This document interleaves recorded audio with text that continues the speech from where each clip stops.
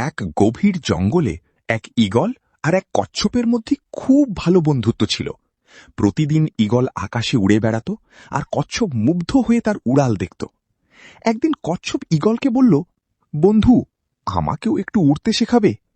Eagle হেসে বলল, তুমি কিভাবে উড়বে ভাই? উড়তে হলে ডানা লাগে, কিন্তু তোমার তো ডানাই নেই। কিন্তু কচ্ছপ ছিল ভীষণ জেদি।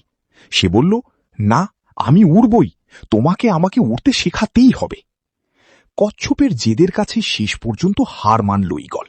সে তার শক্ত নখ দিয়ে কচ্ছপকে ধরে অনেক উঁচু আকাশে নিয়ে গেল।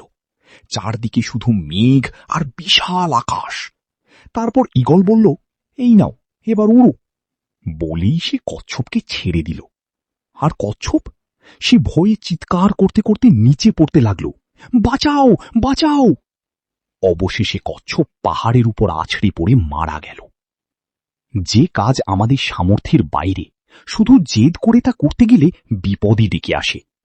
তাই জীবনে কখনো বিয়াড়া শখ করতে নেই। সৃষ্টিকর্তা আমাদের যা দিয়েছেন সেটাই আমাদের জন্য মঙ্গলকর। সেটা নিয়ে সন্তুষ্ট থাকা বুদ্ধিমানের কাজ। সবাইকে অসংখ্য ধন্যবাদ।